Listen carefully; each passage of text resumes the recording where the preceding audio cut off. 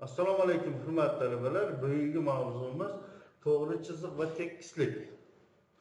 Biz bugungi mavzumizda demak to'g'ri chiziq va tekislik orasidagi munosabatlarni ko'rib chiqamiz. To'g'ri chiziq tekislikka nisbatan parallel joylashgan bo'lishi mumkin hamda tekislikka nisbatan perpendikulyar hamda tekislikka nisbatan og'moq holatda joylashgan mumkin. Biz shundan ikkita holatni birgalikda ko'rib chiqamiz. Yani birincisi to'g'ri chiziqning tekislikka parallelligi, ikkinchisi esa to'g'ri chiziqning tekislikka perpendikulyarligi. To'g'ri chiziq qachon tekislikka parallel bo'ladi? Shu haqida gaplashib olaylik. To'g'ri chiziq tekislikdagi biror to'g'ri chiziqqa parallel bo'lsa, to'g'ri chiziq shu tekislikka parallel bo'ladi. Hurmatli talabalar, mana qo'limdagi uchburchak lineyka. Demak, bu tipni biz tekislik deb oladigan bo'lsak, mana bu biz to'g'ri chiziq deb oladigan bo'lsak, tekislikdagi hozirgi aytilgan tarifdan, demak, tekislikdagi birorta to'g'ri chiziqqa shu to'g'ri chiziq parallel bo'ladigan bo'lsa, demak, shu to'g'ri chiziq shu tekislikka parallel bo'ladi dedik. Demak, tekislikning biror tomoniga, mana gipotenuza tomoniga mana bu to'g'ri chiziq parallel bo'ldi. Demak, bu to'g'ri chiziq shu tekislikka parallel ekan. Endi buni chizmada birgalikda ko'rib chiqamiz. Birorta tekis alfa tekislik berilgan, alfa tekislikda b to'g'ri chiziq mavjud. Endi shu to'g'ri chiziqqa parallel to'g'ri chiziq o'tkazdirmoqchi bo'ladi. Shu tekis alfa tekislikka biz parallel to'g'ri chiziq chizmoqchi bo'ladigan bo'lsak, demak b to'g'ri chiziqqa parallel to'g'ri chiziq chizishimiz kerak. Demak, mana bu s to'g'ri chiziq. S to'g'ri chiziq b to'g'ri chiziqqa parallel. Demak, s to'g'ri chiziq alfa tekislikka parallel bo'ladi. Demak, s parallel b, s parallel alfa.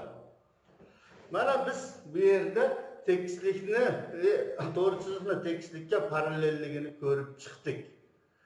Endi keling bitta misol ko'rib chiqaylik. Masalan, bitta tekislik berilgan, epyurda tekislik berilgan. Epyurda o x deb ataydigan bo'lsak, epyurda tekisliklar berilgan. Mana epyurda tekisliklar berilgan. Demak, buni biz nimasini chizib olamiz? Epyurini. Demak, mana bunday holat va bunday holat.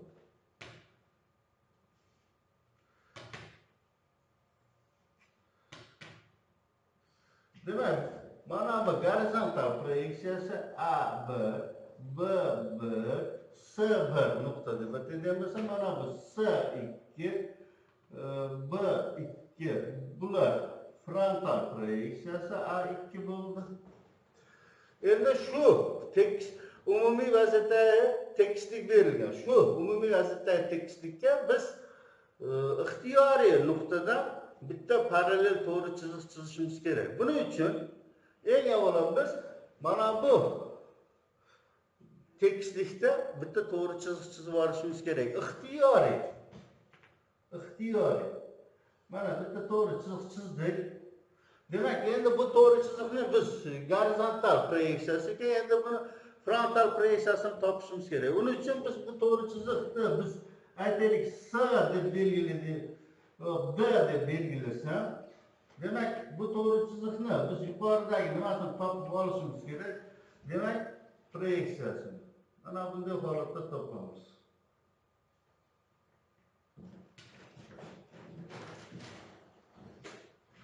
Demak, mana bu ikkalasini birlashtirsak, demak, endi mana shuni to'g'ri chiziq deyishimiz mumkin. Demak, mana D1 bo'lsa, bu D2 bo'ldi. Endi demak, hozirgi tarifdan kelib chiqqan holatda agar to'g'ri chiziq tekislikdagi birorta to'g'ri chiziqqa parallel bo'ladigan bo'lsa, shu to'g'ri chiziq tekislikka parallel bo'ladi. Demak, biz mana shu D to'g'ri chiziqqa parallel bitta to'g'ri chiziq chizadigan bo'lsak, hop, buni Y1 desam, demak Y1 desam, demak buni mana bunday holatda ko'rishimiz mumkin bo'ladi.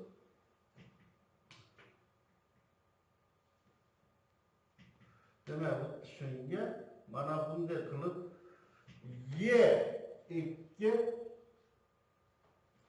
chiziq. Demak, bu yerda endi chiziqlarni o'zini farqlashtirib qo'yamiz. Demak, Y parallel D ga, Y parallel A, B, S ga. Demak, Y to'g'ri chiziq A, B, S tekislikka parallel bo'ldi. Endi ikkinchi misol, to'g'ri chiziqning tekislikka perpendikulyarligi. Birinchi navbatda bilib olishimiz kerak, agar to'g'ri chiziq tekislikka perpendikulyar bo'lishi uchun tekislikdagi ikkita kesishuvchi to'g'ri chiziqqa perpendikulyar bo'lishi kerak. Qo'limizda mana tekislik. Tekislikda o'sha berilish usullarida ko'rganmiz, 3 ta nuqta bilan beriladi. Bitta to'g'ri chiziq va unda yotmagan nuqta orqali, ikkita parallel to'g'ri chiziq orqali va ikkita o'zaro kesishuvchi to'g'ri chiziq orqali beriladi deganmiz. Demak, e'tibor qarating. Bu yerda mana bu tomoni bilan bu tomoni o'zaro kesishyapti. Bu tomoni bilan bu tomoni o'zaro kesishyapti. Bu tomoni bilan bu tomoni o'zaro kesishyapti.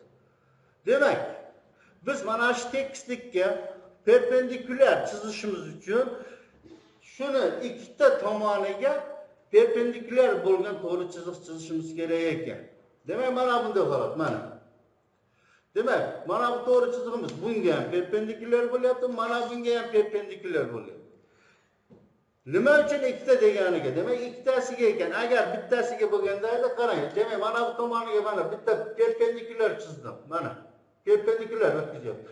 Bu tekislikka perpendikulyar bo'lmayapti. Yoki mana bu tomoniga perpendikulyar qo'yibman. Mana ko'ryapsizki, bu to'g'ri chiziq tekislikka perpendikulyar bo'lmayapti. Qachonki tekislikdagi ikkita kesishuvchi to'g'ri chiziqqa perpendikulyar bo'lgan to'g'ri chiziq perpendikulyar bo'lar ekan shu tekislikka. Endi keling shu narsani chizmada bir ko'rib chiqamiz. Demak, mana birorta beta tekisligi berilgan, shu beta tekislikka bitta to'g'ri perpendikulyar to'g'ri chiziq tushirishimiz kerak. Buning uchun biz albatta shu tekislikda ikkita kesishuvchi to'g'ri chiziq chizib olishimiz kerak bo'ladi. Demak, mana busini A desam, mana busini B deyman.